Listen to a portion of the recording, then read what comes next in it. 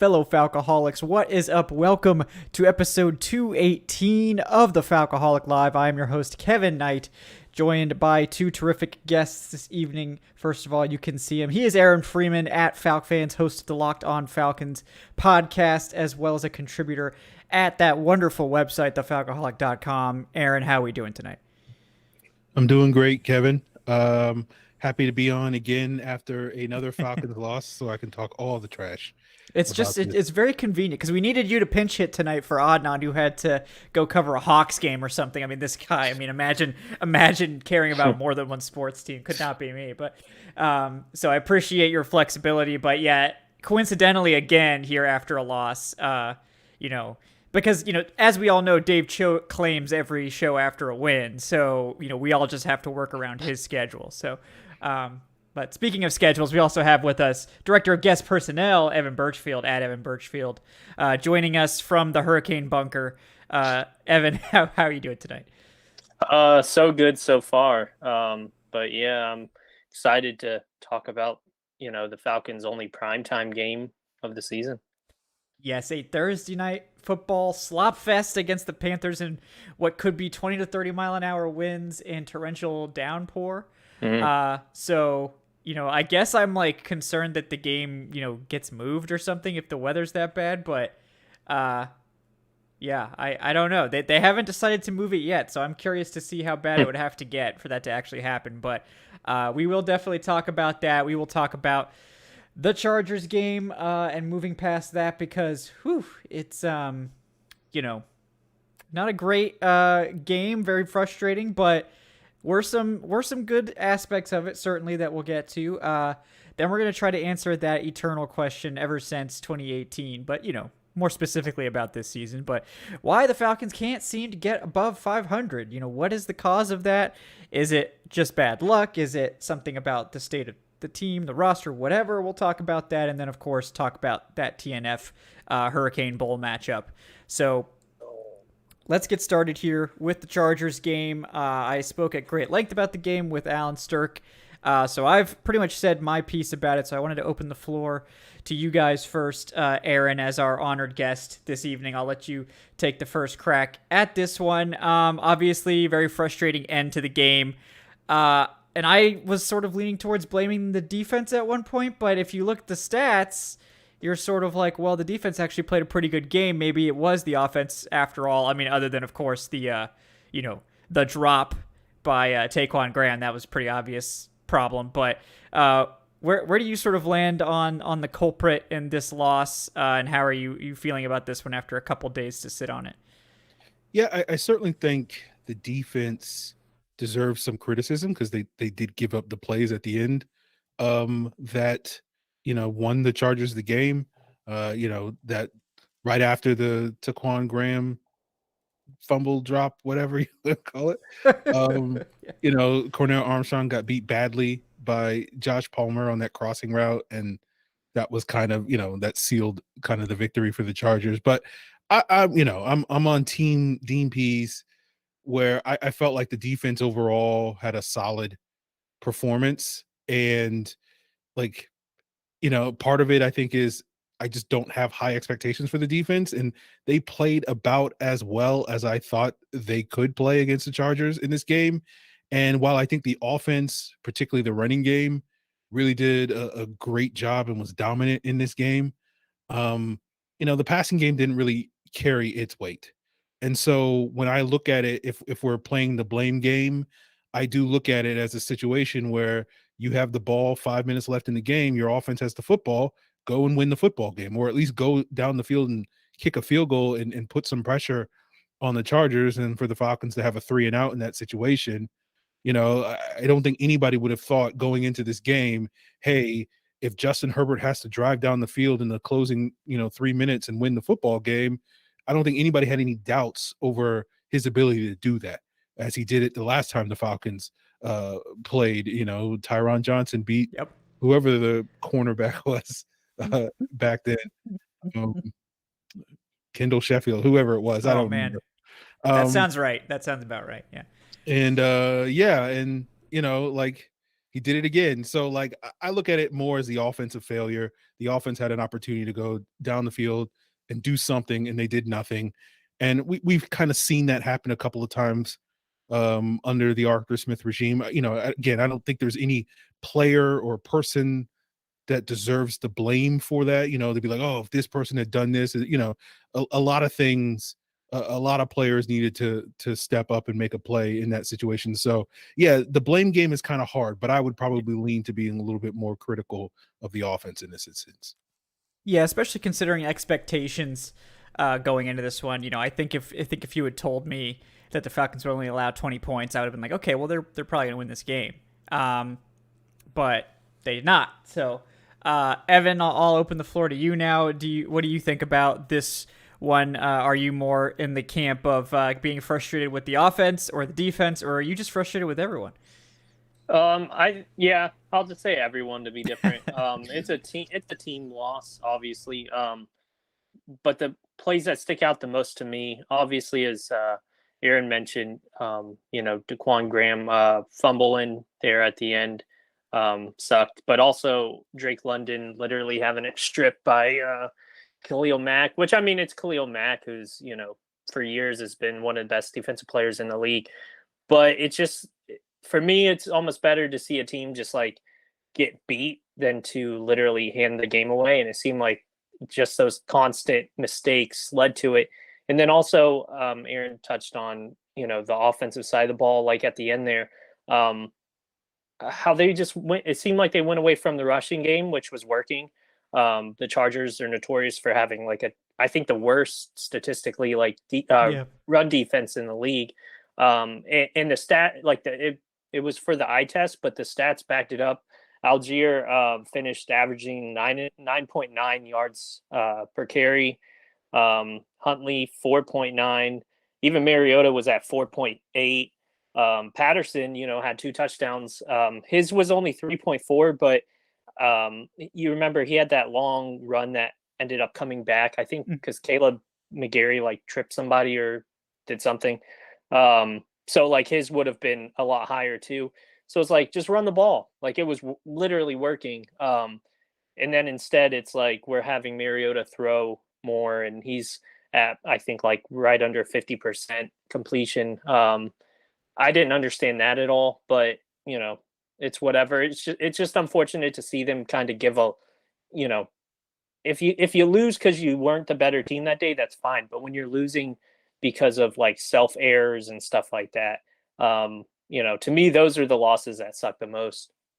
Yeah, it's frustrating. If you look at the raw numbers, it's it doesn't look like the Falcons didn't run the ball, right? They had 35 carries for over 200 rushing yards, and we're still saying they didn't run the ball enough. I agree with that. I think it really seemed like Arthur Smith wanted to emphasize the deep passing game in this one, and I get wanting to unlock that part of the offense. It's necessary. It'll be necessary against teams, especially teams that are better at stopping the run. But considering how weak the Chargers were at defending the run, I think this is one of those games where you and relatively speaking, how good they were at defending the pass in comparison to the run. I mean, I think they're above average against the pass and then the worst in the NFL against the run. It's just, I don't get the game plan of this is the game that we try to air it out. No, it's no, this is the game that you just pound the rock every single play until they show that they can stop it. And at various times, the Chargers did a good job at limiting the runs, but I feel like when the Falcons didn't get a big gain on first down, they just decided to throw it deep on second down. And it's that's fine. This is the guy, you're talking to the guy who hates second and long runs. It's just I think against this opponent, given, their particular weaknesses and the relative strength of the Falcons rushing attack versus the passing game, I think this is one of those instances where it's let's dispense with the trying to beat them through the air and just blast them on the ground. And, would it have made a difference in this one if they ran it on a couple of those second downs instead of passed it? I don't know. Obviously, if, Pitts dropped one, Mariota was off target on 2 or 3 deep balls. It's complicated, but just a frustrating game overall. I mean, Aaron, I'll go back to you on that. I mean, do you think it was like a lack of rushing that was a problem in this one, or was it just really the execution that was flawed? Well, honestly, I don't think not running the ball was an issue for them. Obviously, they had a lot of success running the ball. Obviously, they did relative to some other games. When you look at sort of, as you say, some of those second and long runs where, I don't know where the Falcons rank on this, but I'm sure they're like in the bottom three in terms of passing on second and long situations. And this week, it did seem like they were a lot more willing to throw in those situations. And Mariota failed to complete any of, I think, the 5 passes he had in second and long. But honestly, I don't look at that as a problem. Like I'm never going to be critical of a team trying to be explosive. And frankly, I just think, you know, Mariota taking those D shots, I have no problem with him making those throws and making those decisions. You just got to hit those throws. And so, like if Mariota hits that deep ball to Kyle Pitts, on that final drive, and that's a touchdown, like we're all sitting here, saying, "Oh my God, Arthur Smith's a genius." Kyle Pitts is a superstar, and Marcus Mariota has arrived. All and basically, that pass was what maybe like I was going to say a few yards, but it probably was more than that over Kyle Pitts' head. But you take a couple of yards off of that throw, and we're sitting here going, "Oh my God, the Falcons are this incredible football team." So it feels criticizing the play calling feels to me a little bit too nitpicky coming off of this game. I think it's more an execution issue than necessarily, again, you could certainly make the case. I don't think it's wrong for someone to say, a second and long here, a first and goal here. Maybe you're better running the football in that situation than passing the ball. But at the end of the day, in 60 play calls, that's like 3 or 4 maybe that you would change. Yeah. I don't feel like that's a huge issue to get too far been out of shape. So I'm not overly critical of the play calling in this game. It just, wish that they would hit some of those deep passes, and the opportunities were there. They just, as you mentioned, Pitts dropped one and Mariota overthrew him a couple of times. And, we just need to get those two guys on the same page. And all of a sudden, I think this offense looks tremendously better if they can dial up those shot plays from time to time. Yeah, I mean, I agree. I think that's like sort of the secret to this offense taking the next step and being that dynamic Tennessee-like offense, because they have the run game. I mean, they don't have Derrick Henry, but I mean, Cordarrelle Patterson is, playing pretty darn well in his own right, and they've got a stable of guys behind him. It's more like they just don't have the passing game behind it. And, this game, it seems like every other week we're back to this conversation of like, okay, so like Mariota's holding this offense back. When is this going to change? It's every other week that, and the next week Mariota will have a good game, and it'll be like, okay, he's the starter going. So it's like for the rest of the season, yeah. I really don't know what's going to happen with that long term. Evan, I do want to ask your opinion now. We're 9 games in. We're over the halfway point of the season. We've seen, I think, I would not expect Mariota to change at this point. I think it's going to be some good games and some bad games, and maybe you could argue that that's enough for the Falcons to sort of limp into the playoffs with like an 8-9, 9-8 record when the dust clears.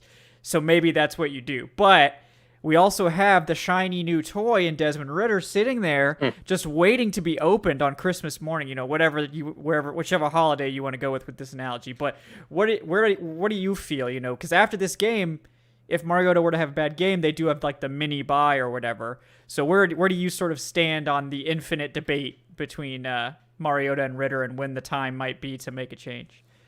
I have no idea, because honestly, I thought this was going to be like his first start or around this point where, before the season, because it's like this next stream of games, you got Panthers, Chicago, Washington, Pittsburgh, not like the scariest teams ever.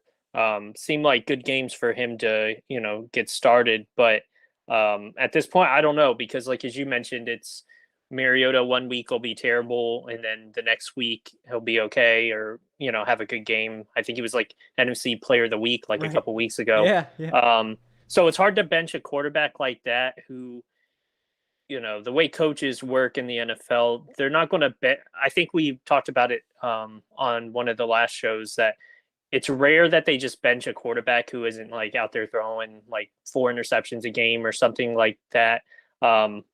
I think it was what was it, Ryan Fitzpatrick, who was benched when they were in first place for Tua like a couple years ago. That's like one of the rare occasions where Yeah. a team who's literally at the top of their division or near it is just yanking their quarterback, who isn't making game-ending mistakes. Like, yeah, he's overthrowing here and there and stuff like that, but I think they just have the trust in Mariota. Now it'd be completely different if Falcons were in last place in the division. Right. Mariota's out there throwing 3 interceptions every game or something like that, but he's not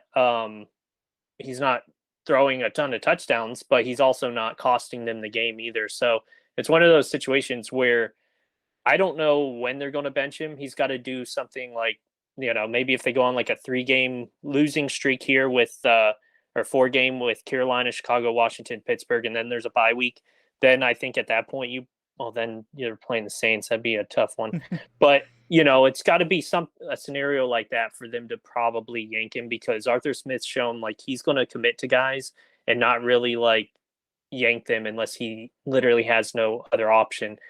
So unless Mariota, I don't want to see anybody get injured, but it'd have to be a scenario where Mariota got hurt or the Falcons literally lose like 2 or 3 games back to back and just look terrible. And it's obvious that it's Mariota. Now, if Mariota's out there still playing, well or whatever, they're not going to just pull him because the team's losing. At least I don't think so. But at the same thing, you've invested in, a 3rd-round pick or whatever in Ritter. Like, you want to see what he's doing. They get to see him in practice, but it's totally different when you're playing against, real opposition, not like your own guys. Yeah. So in my opinion, like, it only and I know he played some in preseason, but that's different. You're not playing, first string defenders and stuff like that. When he was in, he was probably playing like 3rd stringers, 2nd stringers at best. So you do want to see what he can give you before you head into an off season. But also, I think at this point, a lot of us thought they'd be somewhere near at least top 10 pick, somewhere top 6 or something, to where they had a realistic shot at a quarterback. Let's say they get to like week 15 and they've won, 3 more games or 2 more games or whatever. They're still like good enough to where they're not going to be right near any of those top quarterbacks unless they fall or something like that. So it's worth that, kicking around the idea that maybe next year's the year they want to really let Ritter test the waters as like a starter. So something to think about. Yeah, and I'm interested. I feel like we ask you this every time you come on, Aaron, because you always come on the downswing of the Mariota roller coaster. It's part of my plan. Great strategy, Kevin. It is definitely. But it, to me, it's like you have to. I sort of think that in some ways it's up to Ritter, right? Because he has to look good in practice. We just don't know if he's doing that or not. But assuming that he is, to me, it's like, okay, we have to see Mariota probably falter multiple games in a row and this team to go on like a losing streak, or for the offense to really struggle for multiple weeks, because they're not going to pull him for one bad game. He's had plenty of bad games. They're not going to pull him. That's not how these guys work. Do you think that if they were to lose this game, there is a chance that and obviously if they lose the game and Mariota plays great, that's different. But say they lose the game, Mariota has an off game.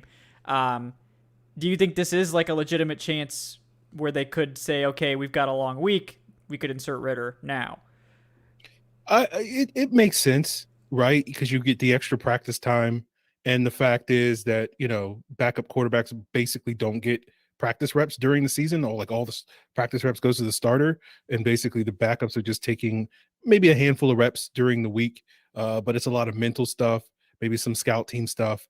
But you're not really getting the development, from a physical standpoint that you're getting in the preseason, which was part of the reason why the Falcons were so insistent on playing Ritter as much in the preseason, because they knew there was a good chance that it was going to be a while before he started getting any serious reps, in practices and in games. So I think, the mini bye, as people often refer to it, coming off of Thursday night, is a golden opportunity if you do want to start getting Ritter some of that work.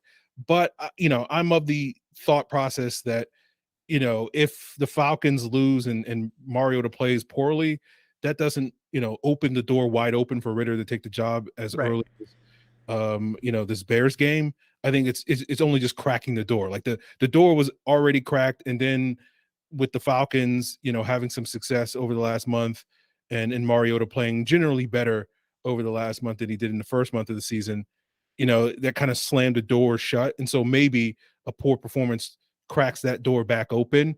But I basically gone on the record thinking that we're not going to see Ritter until the Falcons are officially eliminated from the playoffs or their playoff chances take a significant downturn. And I think it's going to take more than losing to the Panthers on a short week in a, hurricane to be the thing that causes this team to sort of abandon that planet in panic all too sudden. Now, if they were to lose to Carolina and then lose to the Bears, okay, then maybe we would have a different conversation at that point in time. But I still think we're probably, if I was betting money, we're probably not going to see Ritter this season. And they'll just roll with Mariota and Ritter next year, and they'll battle. They'll actually be a real competition next summer. I think that's probably the likeliest outcome. But of course, there's still a lot of football left to be played. So I won't sit here and say there's no chance that we won't see Ritter at some point this year. But it's, obviously, as each passing week goes down, those odds aren't really going up in his favor. Yeah. Yeah. I agree. And you make a good point. Like, if the weather is really that big of a factor in this game, you have a hard time believing that they're going to blame, Mariota. Like, I don't know that there's going to be a lot of throwing in general if the forecast holds. Like, if it's torrential downpour and 20 plus mile an hour winds, that maybe you could make a case if you were a team that had to throw the ball that you would try, but I think the Falcons are just going to be like, we're just so good at running the ball. Like, let's just not even bother. Like, let's just ground and pound and hope for the best. And we think we can duel any team on the ground, and we're comfortable with that. And you certainly like Mariota's ability as a runner in that scenario, because that could be a big boon, even if the passing game's not involved, because he's so dangerous as a runner, still adds a lot of value at quarterback, even in an offense where he's not a threat to throw because the weather is so terrible. But I was that kind of a good opportunity now to segue into the larger conversation around the team, which is that this team is still allergic to getting over 500. Like, they've had many opportunities now to do so,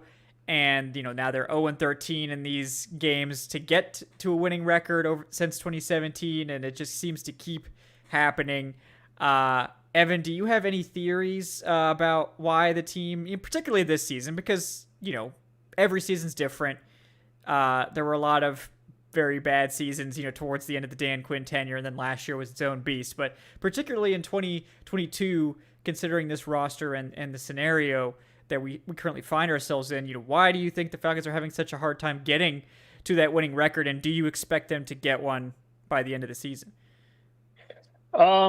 Honestly, I have no idea. I think it's just a week by week thing. It just kind of depends who they're playing. Like, I thought we all felt kind of good again with them winning against San Francisco, and then the next week pretty much getting blown out by the Bengals. But you can look at that and say, oh well, our whole secondary was pretty much banged up, and Joe Burrow went off.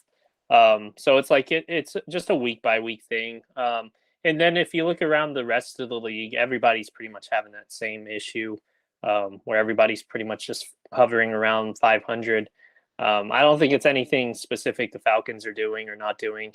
Maybe you could say there's bad luck, but the only reason they beat Carolina 2 weeks ago was because luck was on their side, in my opinion, with some, DJ Moore taking his helmet off. Like, that wasn't a Falcons thing. That was just Falcons lucking out. And then the Panthers kicker missing 2 field goals. Like, it's just sometimes luck's with you and sometimes it's not. But yeah, I don't think it's anything specific. I mean, if there was a time for them to get above 500, I think it's now. I mean, at Carolina, as you mentioned, like a hurricane game, anything could really happen. It'll probably be whoever can run the ball the best. And we talk about like how good we are, but Dante Foreman had a really good game against us last time we played, and that was in the Dome, and I think he had like 3 touchdowns. And then playing Chicago, Washington, Pittsburgh, those are winnable games, and then they have a bye week. If they could win 2 or 3 of those games, like, I'll feel pretty good. 3 definitely, but I don't really have an answer, just because it's like the rest of the league's trying to figure out the same thing. Yeah, that's true. It's not just a problem specific to the Falcons. It's just painful for Falcons fans since they've had Oh yeah. 13 opportunities and have failed to do it ever. So that's certainly a big frustration for me personally. But you know, uh, Aaron, same question to you. Why do you think the reason is this team just can't seem to get that elusive winning record here in the year 2020? I think my honest answer is similar to what Evan said. It's just luck, I guess, because Yeah. like the games, having Tom Brady the week after you go 2-2, having Joe Burrow the week after you go 3-3, having Justin Herbert the week after you go 4-4.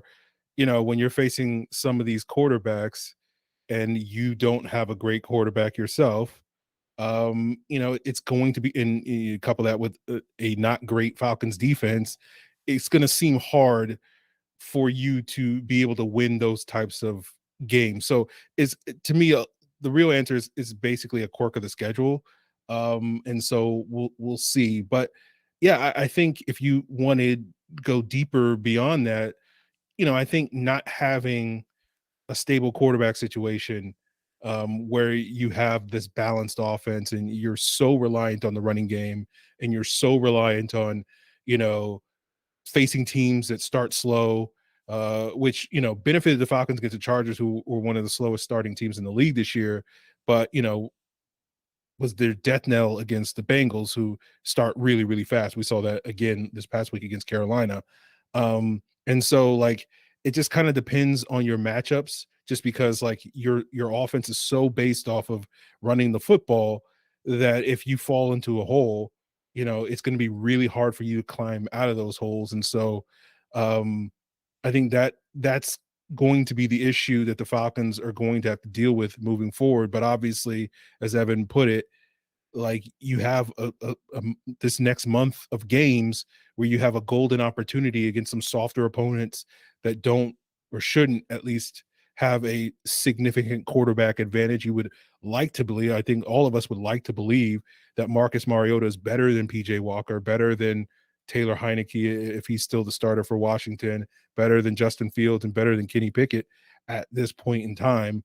And so you feel like, okay, if the Falcons are going to break this curse, if that's what you want to call it, it should happen over the next 3 or 4 games. So we'll see. And now if they don't get above 500 over the next month, I do think then we can have a real conversation. Okay, maybe is something legitimately broken about this football team.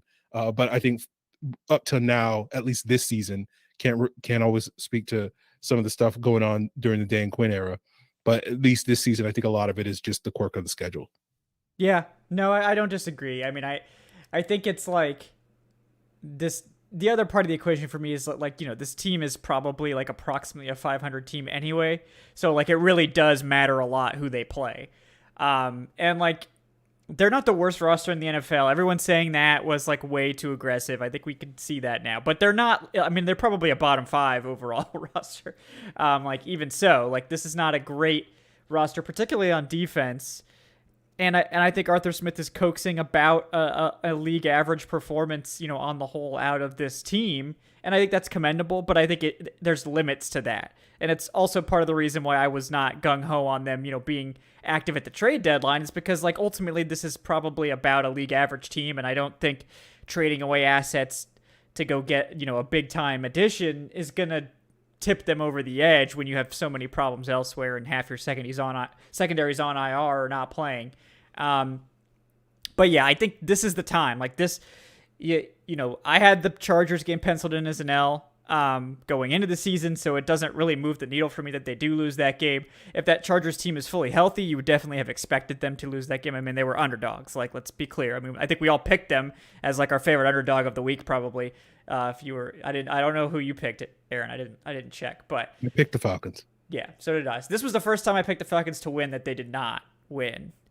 Because I've been judicious with my Falcons win picks, but so it's frustrating. But like you said, they do have an opportunity on Thursday night to beat a Panthers team that looked like they had given up last week, right? Like, I mean, it's interesting that they played the Falcons really close and they played with a lot of fire and should have won that game had it sort of taken away from them by the kicker, and then is it a coincidence that they completely look lifeless against the Bengals the next week? Like, have they mentally checked out? It does sound like PJ Walker has been officially named the starter. It seems like Jeremy Chin, their star safety, will not be activated for this game, according to the coach's comments, that he's just, after being on IR for like 6 weeks, they're not just going to throw him into the lineup. So, they're not at full strength. The Falcons certainly aren't at full strength, but you think that Atlanta should be able to win this matchup. I mean, they're 3-point road favorites, which is, I think, a better implied total than the last game, despite the fact that the Falcons definitely should have lost to them in the last game. So it's kind of an odd betting situation here, but I'm guessing that Vegas has decided that the Panthers have like given up mentally or something like that. But this is a good segue into talking about Thursday Night Football. Before we get into that, I do want to read off some of these donations. First of all, from Jason Gaines with the $2. He's got some Saint slander here. Just heard Slant Boy is going to be out again. He did go on season-ending IR. That's right. So unfortunately, Michael Thomas, he should change his Twitter handle to can't stay off IR. Oh no, that's too bad.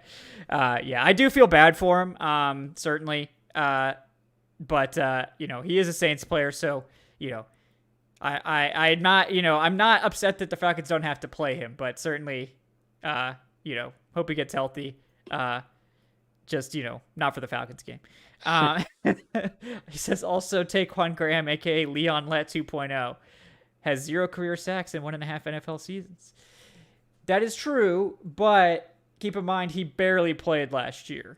He didn't really play until, the last 6... I mean, he played like a very limited role early in the season, and then he started to play more. But I would call it probably closer to like 1 full season, maybe. Not even at this point. But yes, Taquan Graham hasn't been a great pass rusher. His contributions against the run have been pretty nice. He does have some pressures, but yeah. So thank you, Jason, for that. And then we got Will Watts, aka Vilfats. I'm pretty sure it's Will Watts in the chat. What's up, man? With the $3, he says, since we're halfway through the season, what strategy do you guys think that Fontenot and Smith are going to use to improve the team in the offseason? Do you think they'll improve the trenches through free agency and grab skill positions in the draft, or do they do the opposite, or which way do you guys prefer? Yeah, I mean, this is a complicated question. There's a lot to go down. I mean, my thought is, and I'll give you guys a chance to weigh in too, my thought is that they will go after a lot of free agents because you never know which ones are going to sign, and I think they will try to sign as many trench players as they can, and probably also a lot of like mid-level veterans to really fill out the depth because they have the money to do that now. And I think what we'll see is what they've done in basically every single draft so far, the last 2, is that they will just go into the draft and take who they think is the best player, especially in the early rounds.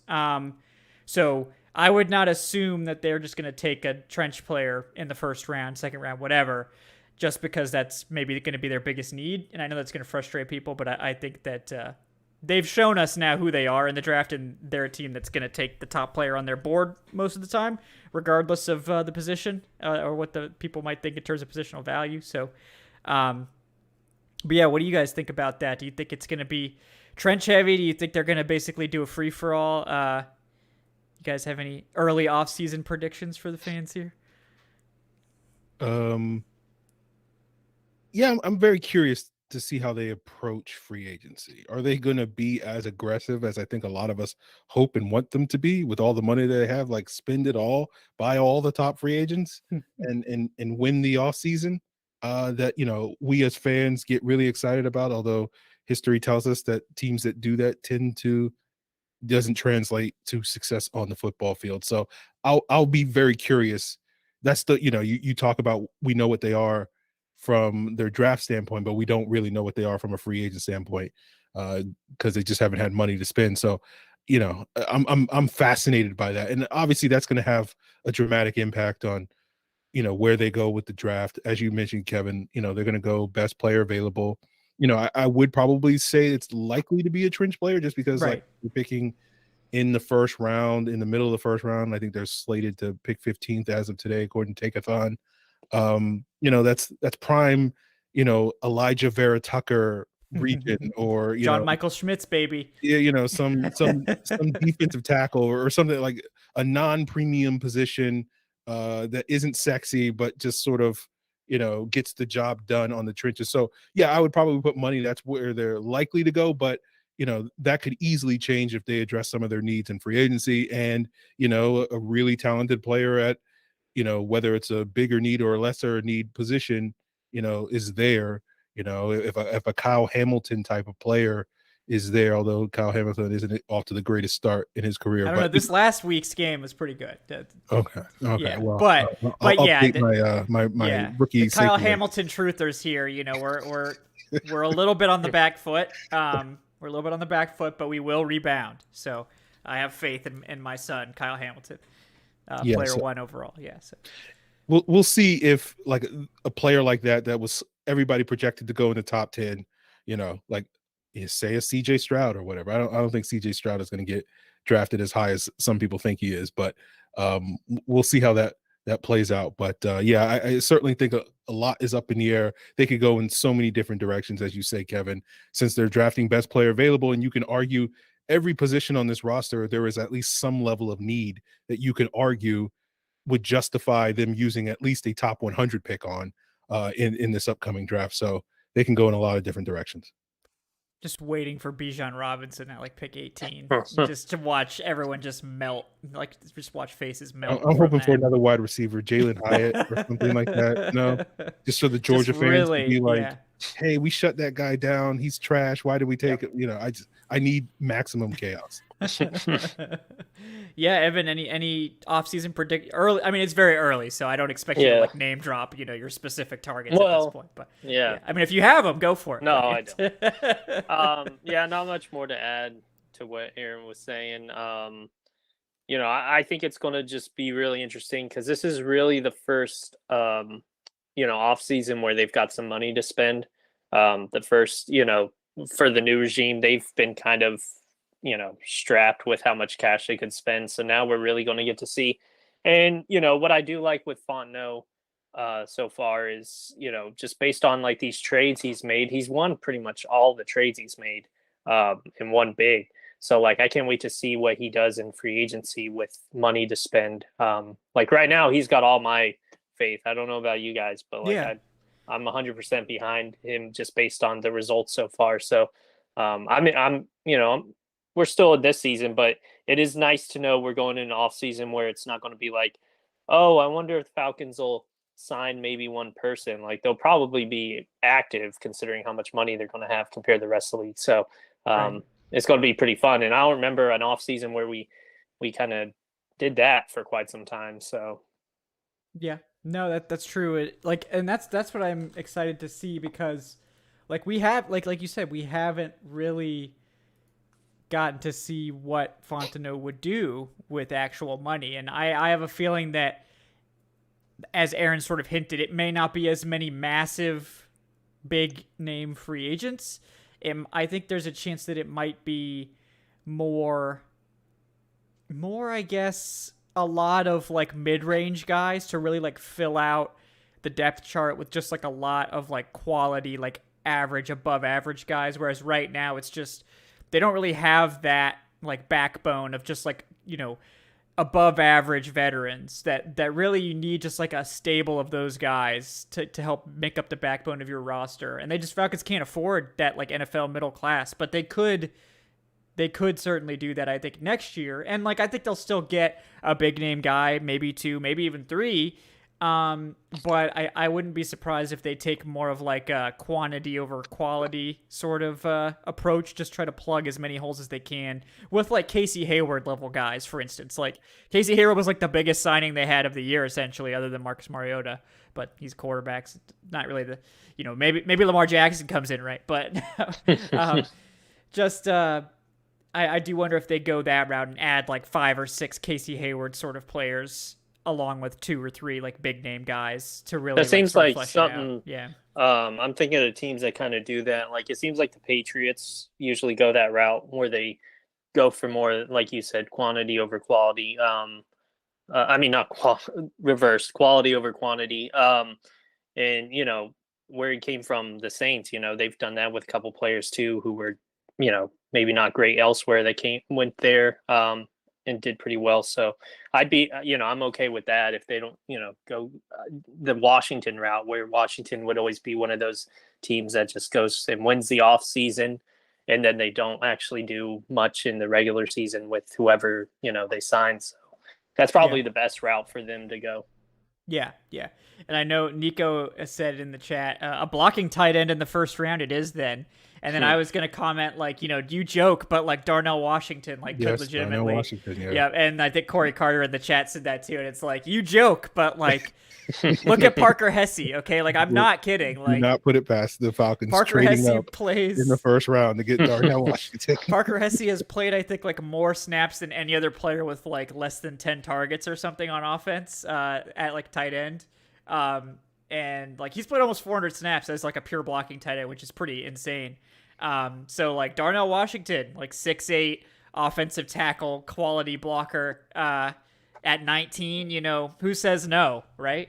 The funny thing is, I think that would probably not be the worst pick in the world either. But like, I would like Arthur Smith to be able to utilize one tight end before we get him a second tight end. That's my opinion. Also, get him all the tight ends. just get rid of the wide receivers. Like it's Drake London and then 4 tight ends. I'm all about it. Yeah, 41 personnel or 14 personnel or something. 0-5 personnel. Yeah, 0-5. Let's go. Just don't even pretend that we throw the football anymore. Put a tight end at quarterback too. I mean, Cordero Patterson could be a tight end. I thought Cordero Patterson was a tight end a couple of years ago when he first showed up to the Bears and how heavy he was. I was like, is that the same Cordero Patterson? He looks like he's like 250. That's a thick boy, yeah. Yeah, that's why Jonathan Vilma always says he weighs 260 pounds because he remembered him with the Bears. Yeah, no, he looks much healthier and happier here in Atlanta, thankfully. All right. Yeah, so I don't think I ever asked you about we do need to talk, I think, about Thursday night and some of the injury situations. And one of those is corner, where AJ Terrell's been ruled out again. And I'm wondering, are we going to see Rashad Fenton this week? The Falcons, big trade edition, aka like the only trade edition of a 7th round pick. And like, I think it's been kind of quiet. But like, honestly, like he wasn't having a great season with Kansas City, but we all know that, Fenton has tended to play really well in zone, and he was struggling in the more man-heavy stuff that Kansas City was running this year and sort of fell out of favor because their rookies were looking good. But like prior to this season, Fenton had a 70 or higher PFF grade overall in like each of the last 3 years. He's still only 25 years old. This is a potential opportunity for him to sort of like, if he plays well and closes out the season here, the Falcons could potentially re-sign him as one of their starting corners, or even like just a top depth guy. So I don't think I think, Evan, you were on with us last week when we broke down the trades. Mm-hmm. So I did want to get Aaron's take on Fenton, and do you have any faith in Fenton maybe being able to stabilize the secondary? Because as much as Cornell Armstrong, like, I think has not been as bad maybe as expected for a practice squad player, I am ready to move on from that experiment. So what do you think about Rashad Fenton, Aaron? Yeah. Armstrong, he had those 3 pass breakups against Carolina in week 8, but like those were great plays, but I wasn't that impressed with him in that game.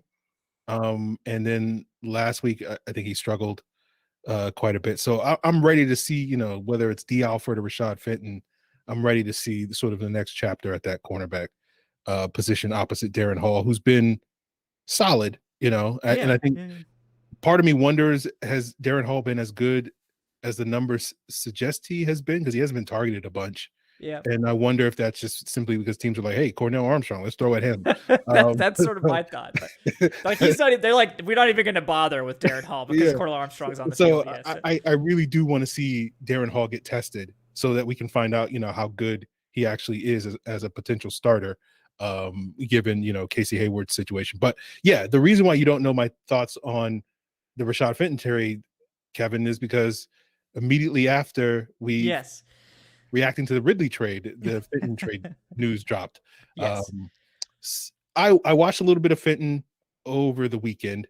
Um, and outside of basically Devontae Adams cooking him in that one game, he was fine. Like to me, that his play was not particularly poor. He just gave up a number of sort of big plays, particularly in that Raiders game. I think he gave up one to Josh Palmer earlier in the season, but I watched like 3 or 4 games the Chiefs on all 22, and like he was fine. Like he was solid. He can play zone, he can play man coverage, he can do a lot of things. I know he was a kind of a fan favorite among Chiefs fans for several years, and then this past year kind of struggled. So I'm very curious because I think he was active on Sunday but didn't play. That's right. Yeah. And I feel like with all these corners now that the Falcons have on the roster, like yeah, like let's again, I'm not expecting him in basically a week and a half on the team and basically one actual week of practice and then a half a week of walkthroughs that they're doing for the Falcons to start him. But if they can, sprinkle him in for a series or two or something like that on Thursday night, I would like to see it. But otherwise, we're basically at anybody but Cornell Armstrong for me. And I think Armstrong has played, as you say, Kevin, above expectations, and I give him a lot of credit for basically, being thrust into the lineup. Like fresh off the squad. Like Yeah, like he had been rehabbing, got activated off of IR, and then like 2 weeks later he's starting games for the Falcons. So I give Cornell Armstrong a ton of credit for playing the best he absolutely is capable. But I feel like we've seen the ceiling of his, and that's not a bad ceiling. But it's probably not the guy that we want to continue riding with as we look to get this season back on track. So I'm down for Fenton. I'm down for Alford. yeah. Anybody but Armstrong at this point. Yeah, and that's the other part of the question for me is like I don't know why we haven't seen D. Alford, like because we all know like in the CFL he played outside, that was where he played. The Falcons sort of transitioned him to the slot, and I think he, performed well there when called upon, but I don't know, like they're basically the same size, him and I mean I think Armstrong's listed as like 1 inch taller than D. Alford, but so I mean it's not a significant difference in size.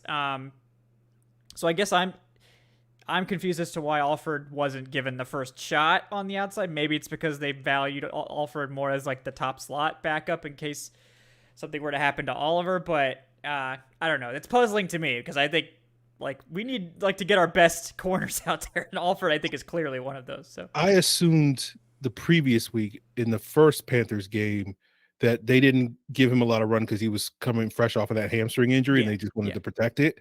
But I kind of assumed that, assuming that he would get the green light after that game and all systems go, like that we would see more of it. And he did play against the Chargers and he did a couple of decent things.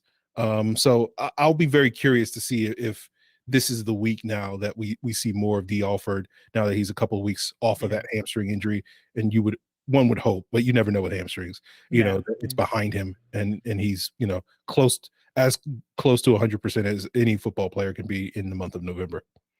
Yeah, and obviously we're hoping maybe that Terrell can return after the mini bye, quote unquote. I mean, the fact that they didn't put him on IR probably leads you to believe that that's what they're targeting, because that would be 3 games. And if they were going to, if they thought he was going to miss more than that, they probably would have put him on IR. So you never what Aaron said is true. Like you never really know with hamstrings, like he could go to test it and then aggravate it and then it's IR and, whatever. So they want to be really careful with that. And I understand that. But even with Terrell not playing at his like all pro level, the drop off was severe, like severe, even from his like playing at like just a normal quarterback 1 sort of level to like Cornell Armstrong. And that's probably why we really need to see like either D. Alford or Rashad Fenton step up. I think, like we've mentioned, I think Darren Hall has been playing well enough that they're not targeting him. So that's, props to him. Whether that's more of a product of his play actually being great, and he has certainly made a couple plays when targeted. It might also be a product of, Cornell Armstrong just being on the field. So we'll see how that goes this weekend, hopefully with less Cornell Armstrong. But I did want to also talk about left guard, because now the first surprise was that they didn't go to Colby Gossett this weekend, which I thought Gossett played really well in relief, and it's like, oh wow, maybe they actually have gone from having the worst left guard situation in the league to like a good situation where they have Elijah Wilkinson and Colby Gossett are both like starting quality left guards. This is great, and then they just bypass Gossett entirely to play Matt Hennessy, who had an awful blitz pickup against Drew Tranquil, who I think Hennessy has like 50 pounds on at least. But other than that, actually did play a pretty decent game, especially against the run. He goes out, is primed to come back in, and then re-aggravates the injury running back onto the field.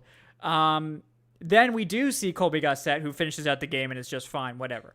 So now Hennessy has also gone on IR. So the Falcons now have 2 left guards on IR.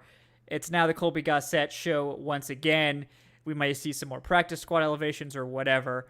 Evan, I'll go to you first on this one. How do you feel about, we've come full circle, we're back to Colby Gossett now at left guard. How do you feel about him filling in this week? I mean, fine, I guess. As you mentioned, he played well. I thought he would have been the starter as well. But Hennessy, his PFF grade turned out to be pretty good for the action he actually saw before he got hurt. But I mean, Gossett, like, I'm fine with. He's been on the roster for a reason. I think they have some sort of faith in him. Plus, he follows our Instagram account on the Falcoholic on Instagram, so I've always had a soft spot for him. But yeah, it's a good opportunity for him. I know he's been on some other teams in the league. I believe the Vikings and somebody else, but so he's got some limited experience. But it's a good team to go against the Panthers. For him to probably finish out the season as a left guard unless they come back. But we'll see what happens with that. Yeah.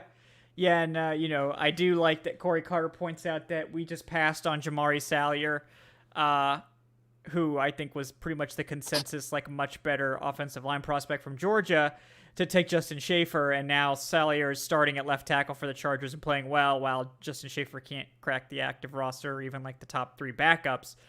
So yes, thank you for reminding me about that, Corey. I am not over that. The only thing I could think of is that Salyer was flagged for some medical issue that no one's really been privy to, because on tape, I mean, there was no contest between the two, in my opinion, who was the better player. So they called up from the practice squad. Newsel. They didn't. Yeah, not Schaefer. They called him Nasel or Newsel. Newsflash. Yeah. Yeah. Yeah, I bet he'll be back too. Hashtag newsflash. Yeah. So, but Aaron, what do you think about the left guard situation? Got any deep practice squad elevation takes for the people here as well? Yeah, I think it's looking at the roster. They have, I think, 7 active offensive linemen on the roster. I think by rule they have to have 8 active on game day just to use the 48-man roster. I think that's one of the rules. So we will almost certainly see one of these practice squad guys get elevated, and it's almost certainly going to be Newsel because of that center versatility that he possesses over Justin Schaefer, unless they did pick up Jonathan Harrison this week, so maybe they feel like he's ready to go. Although based off of his preseason performance, I think he might be washed, Aaron. That would be like plan M for me, right? Like we got to get through A, B, C all the way to L before we turn to Jonathan Harrison in my book. But at this rate, these left guards are dropping up by flies, so we might see Jonathan Harrison by week 16 or something. Hopefully it's Ryan Newsel at the worst, because I actually am excited about Ryan Newsel. I think he's pretty good. But I'm a fan of Newsel as well. Yeah. And his couple of his family members follow me on Twitter. Yes, so me too. Big fan. I have to be a lot more mindful about the things I say about Ryan Newsel. I have legitimately been impressed with him since he showed up. He was one of my favorite UDFAs from that 2021 crop that we brought in. But going back to Matt Hennessy's performance, I thought Hennessy did pretty well in that game. Like, that blitz pickup was mostly a miscommunication between him and the running back, where Newsel thought he was going to block the defensive tackle and the running back would pick up the linebacker, and the linebacker just ran right past him, and the running back was picking up defensive tackle. So it was a very good blitz by the Chargers that caught the Falcons off guard, and miscommunications have been a major issue for this team throughout this season. But yeah, I was impressed by Hennessy. I think it's another feather in the cap of Dwayne Ledford, who's done an outstanding job as the Falcons offensive line coach. It's like after 7 years of complaining about Chris Morgan, it's like Dwayne Ledford is just beautiful. I love Breath of fresh air. it. Yeah. Yeah, and I'm like I'm actually optimistic about the future of this offensive line for the first time in basically a decade. All because of Dwayne Ledford, and to basically get Matt Hennessy as a player that looked like he had no business playing guard in the NFL coming out of Temple, and then in brief action as a rookie in 2020, to a player that actually was pretty competent outside of maybe 2 or 3 snaps that where he got beat or something like that. I think is a testament to the coaching that Ledford has done. And again, you look at all the improvements that Matthews as a run blocker, McGarry, Lindstrom, the fact that Elijah Wilkinson went from a career journeyman backup right tackle to playing left guard for the first time in his career, showing up in Atlanta and was playing pretty solid football for us. Again, all that credit goes to Ledford. So I want to see what Gossett does the rest of the season, because that left guard position is still very much up in air. Wilkinson's a free agent. Hennessy, is potentially down for the year. Do the Falcons, bring these guys back, re-sign Wilkinson to a 1 or 2 year contract, and then feel like between Hennessy and Gossett, depending on, how Gossett plays over the next couple of weeks, that feels like the power of competition will elevate that position rather than going out there and spending, $75 million on a Dalton Reisner or Right. somebody along those lines in free agency. So I do think this left guard position is one to watch, as you say, Kevin. It's done a night and day turn. I was actually looking at PFF this past week, just looking at the bad offensive linemen, because I was like, oh, I missed this. Like, I missed not knowing who was terrible, because our offensive line has been so good this year, as far as run blocking goes. And I don't even know who the bad offensive linemen, because last year every week it was like Jalen Mayfield and everybody else on the Falcons offensive line at the bottom. So I was very familiar with all the other guys that were sucking, like Alex Leatherwood and some of these other guys. So I had to go and look at PFF's grades to see, like, oh, who are the struggling guards and tackles each year. Ed Ingram's struggling a lot in Minnesota. I learned that, didn't know that until a day or two ago. So again, that's another testament to Dwayne Ledford. Yeah. We're no longer in the basement anymore when it comes to the offensive line play. Yeah. No, it's nice. And it's like, this is an extended tryout now for Gossett, who we'll see for at least the next, I guess, 3 games, I think, is when maybe Wilkinson would be able to return. So it's, if he plays well, it could be, I mean, I think they will probably end up bringing back at least one of Wilkinson or Gossett. I wouldn't be surprised if, if they brought back both, I wouldn't think that would be the worst thing in the world either. Because, Wilkinson can play a lot of different positions on the line, and Gossett has that tackle flexibility too. So, I mean, it wouldn't shock me if, because of what we've seen, right, that what Ledford does seem to be able to get these guys, especially at guard, like playing at least a good enough level that it's not a problem. And Wilkinson never played left guard before at the NFL level, or rarely had.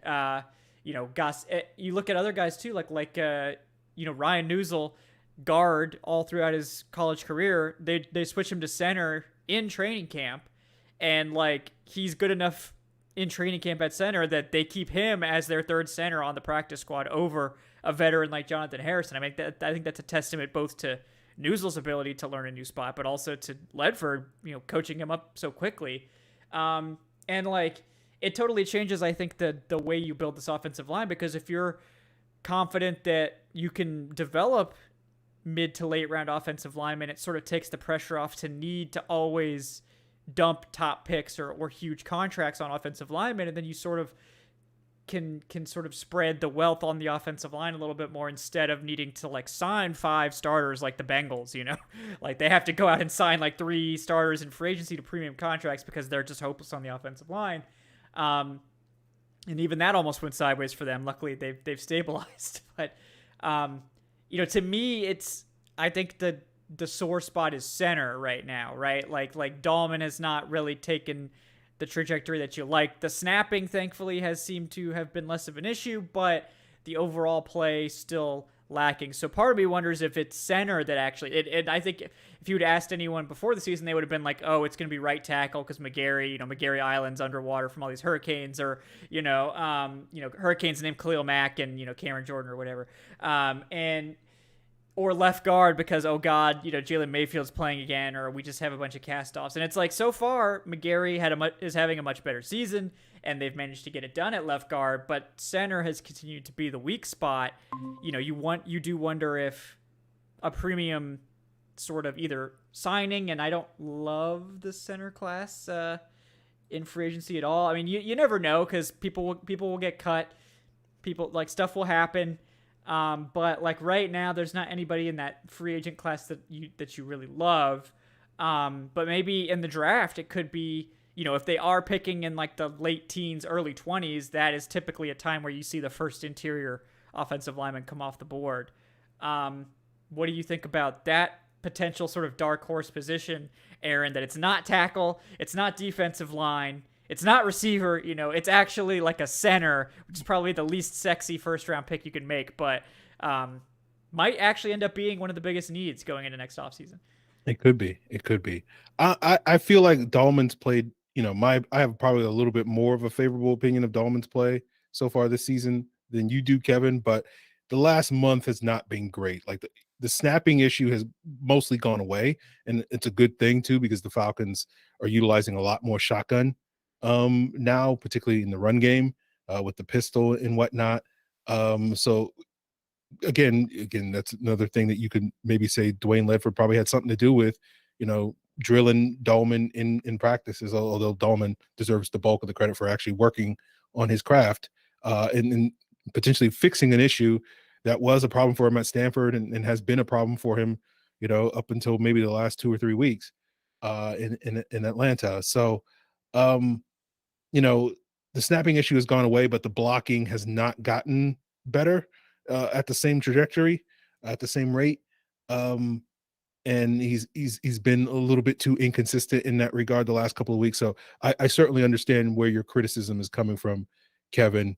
It'll be interesting to see what the Falcons do at the center position. Like, I occasionally glance over at the free agent list because I'm like looking at like, okay, who's going to be the guy that we're going to pay $60 million to solve our offensive line problems for the next, basically pull the Bengals for the next 5 years and this no longer be an issue. And like the center group is bad. Like the only really good offensive lineman available in this free agency is Elton Jenkins. And right. I'm almost certain that he's going to be franchise tagged by the Packers because they're going through so much offensive line turmoil. There's no way they're letting that guy out the door. And so like the best center is like Ethan Posich, maybe the Browns, who was starting the season as the third string Brown center. Yeah. Not exactly, just filling you with confidence. He's been a solid starter in Seattle and now filling in as an injury replacement in Cleveland. But like, that's not the big sexy, hey, we got this journeyman cast off that, played on some bad Seahawks lines for several years, right. Is sort of the diamond of our free agent offensive line class. So, I think going back to a point you said, Kevin, Dwayne Ledford, having this confidence in Dwayne Ledford makes you feel a lot better about, maybe skipping free agencies, skipping an overrated offensive line class and just drafting and developing guys. And, whether that's guard, tackle, center, we'll see. I did watch Northwestern tackle Peter Skoronski earlier this week because I started to hear buzz about his arm length not being up to par.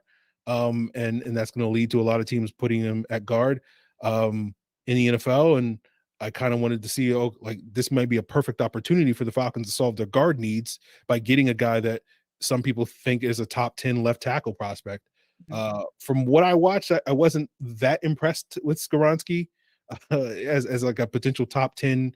He kind of reminded me a lot of like Liam Eichenberg, who came out of Notre Dame a couple of years ago and has been moved all over the place in Miami. I think he started like maybe 4 different positions in the last 2-3 years. They're trying to just figure out what's the best spot for him. And like Skoronski kind of reminded me of that, and I think Eichenberg was like an early second round pick, Yeah. type of guy. So I'm gonna keep digging into this offensive line class because I'm like you, Kevin. Like I'm prepared for the very unsexy offensive line, Chris Lindstrom-esque selection in the middle of the first round where the Falcons go get an interior offensive lineman or something like that. So I'll keep watching more of these guys as the rest of the season unfolds. But it's going to be very interesting to see how they address some of this interior offensive line stuff in the offseason. Yeah, and fun fact: Peter Skoronski recruited as a center. He was then moved to left tackle. He was a very highly rated high school center. Had to move to left tackle because of injuries, and of course played well enough there. They kept him out there. He's their best offensive lineman. But Skoronski, plenty of experience at center. So, if the arm length questions come up, there's one position where arm length don't mean squat, and that's center. So, I mean, obviously it helps, no matter what. But yeah. But yeah, my boy John Michael Schmitz from Minnesota, Golden Gophers. Let's go. He's one of the top centers, and then a Georgia Bulldog, Cedric Van Pran, another guy that I like too. So a couple of potentially highly rated centers to consider in that like late first, halfway through the second, sort of top 50 range that the Falcons probably have a couple picks in. So would not surprise me at all if we do get an interior offensive lineman, or I think they're gonna want to add trench players, if only for the PR. They might put their finger on the scale a little bit for some of the trench players because of how big a need they have there. But again, I think particularly in the first round, this regime has shown that they do not care about positional value. They will take who they think is the best, and even in the second round to some extent. I mean, I think Richie Grant, obviously. Not safety, not a prime position of need. Tight end, not a prime position of need. Off-ball linebacker with Troy Anderson, not a prime position of need. They're taking the guys that they think are the best players, and I'm just waiting for the chaos of Bijan Robinson. That's like just gonna be my dark horse of like, this is what's gonna burn Falcons hurt to the ground when they take a running back in the first round. And also be hilarious if he comes in and then is like the best running back in the NFL and everything's perfect and beautiful, and that would be nice too. But it would cause like just absolute chaos, and I know you would be looking forward to that as well, Aaron. So absolutely. All right, we got George Costanza with the $3. He says you should definitely do a survey and ask the chat if they would be interested in you doing the play-by-play during Falcons games. Play-by-play from Kevin Knight, the man with the face for radio and the voice for print. Lol JK, man, George is roasting me tonight. I wasn't expecting that. I should have read that more thoroughly before I read that off. No, but I know George means it with love.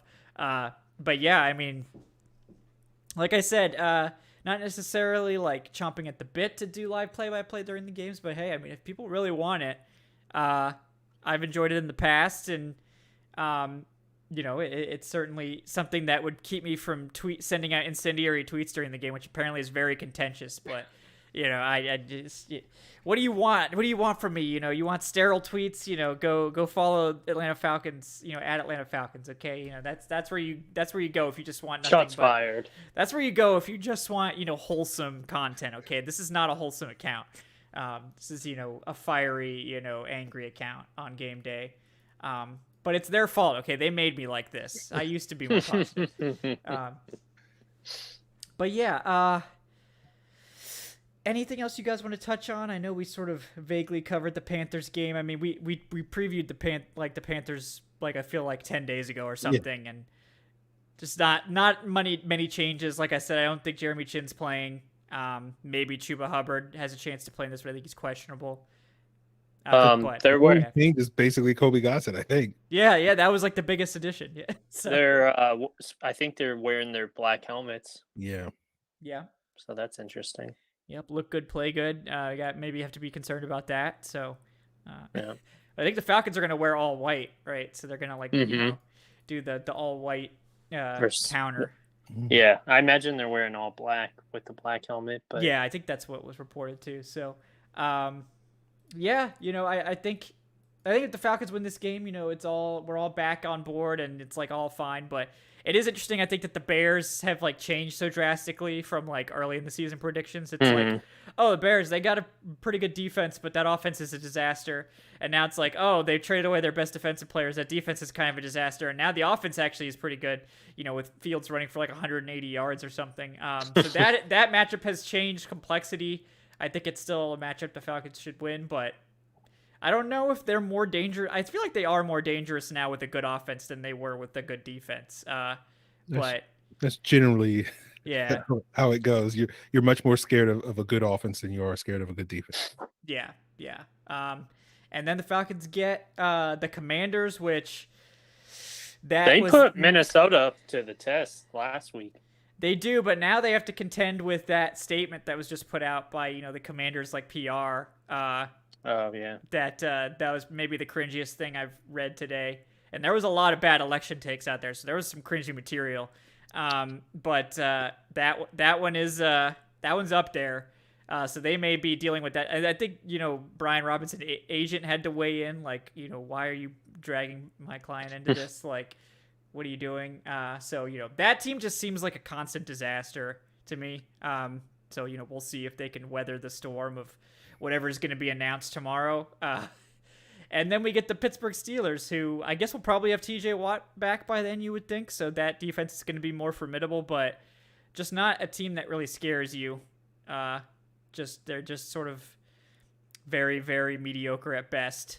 So if you're wanting the Falcons to make the playoffs and you have faith, they really need to put it on these bad teams over the next 4 weeks, starting this week. Because if they win this game, it's like, okay, well, they could afford to drop, if the Bears show up and play really well, then maybe they could afford to drop that game, or if they get, have a bad result. But if they lose to the Panthers tomorrow, Thursday Night Football, then they have to go 3-0 if you want this team to really be threatening for the playoffs at that point. So we'll see. But before we head out, one last call for takes and also plug your stuff. First of all, Aaron Freeman at FalcFans, like I said, host of the Locked On Falcons podcast, which will there be an episode, airing shortly after this one is finished tonight, Aaron? Yes, there's actually one airing as we speak right now. Man. It started at 9:00. So wow, this man is doing 2 shows at once. He's two incredible. shows at Multitasking. You know, you can't see him. He mutes himself. Every time Evan starts talking, I jump off and do he the just jumps other off and starts answering questions and just this is a true professional here. So yes, but yeah, definitely check that out, guys. Lots of good content there. Anything else you want to plug, Aaron? No, I'll probably write something at the Falcoholic over the weekend based off of what happens on Thursday night. So yeah, if they win, maybe I'll write something. If they lose, I'm just gonna not do anything. I'll just go away for several days. So I'll do something. That's the beauty of the mini buy, We had to squeeze a week's worth of content into 4 days, and then we get to spread out a week's worth of content over like 10 days. So hey, you win some, you lose some. Also with us tonight, we have Evan Birchfield at Evan Birchfield, Director of Guest Personnel from the Hurricane Bunker. Evan, hope the storm is not causing you too many problems. And anything else you'd like to plug? Yeah, just hope I can watch the game tomorrow and there's power. But we'll see in the morning. No, just follow the Falcoholic on social media. Listen to Aaron's show, Locked On Falcons. I feel like I'm forgetting something, but yeah, just go to falcoholic.com for pretty much everything. Yeah, that's always a good recommendation to get all that terrific written content over at thefalcoholic.com. Guys, I am Kevin Knight at Falcoholic Kevin. If you're looking for me on the Twitters, not paying for verification at this time. George, if you want to donate for my verification or anyone else, I will definitely do it to troll. I do think it's a really stupid thing, and we're already seeing how stupid it is. I think it's like there's been 3 or 4 major people getting got by these quote unquote fake verified accounts today already on the first day. So I can already imagine how well this will go long term. But so you guys got that to look forward to. But otherwise just normal tweets, not non-verified, non-official. RIP the official tag, by the way. from circa 11.9 to circa 11.9. So, we barely knew ye, official tag. Also wanted to shout out our newest patron. He is John Storr, I believe from England, because the patron amount is in pounds. So shout out to England. John Storr, what's up, man? Welcome to the Patreon. If you're interested in joining the Patreon, it is patreon.com/Falcoholic Live. If you want to hit us up there for some exclusive perks, support us, all that good stuff. And yeah, we will be back tomorrow night for the post-game show. It may just be me. I'm sorry to disappoint you, but, other people apparently have lives or have to get up in the morning or something. But, me, I don't. I'm just here to, talk to you guys. Hopefully celebrating a win. That would make it easier. But even if they lose, I'll be here. But, yeah, guys, thanks again for watching. We will see you tomorrow night. George sneaks in at the end. Your boy Malik Willis looked so great, the other day. Lols. Yeah, thanks, George. You really rub it in. I did say Malik would need to sit a year, okay? So this is well on track for Malik's season, okay? Malik's season is 2023. It's not this season. This is too early. But guys, thank you again. We'll see you next time on the Falcoholic Live. Like, subscribe, leave us a 5-star review, and we'll see you next time. Have a great night, folks.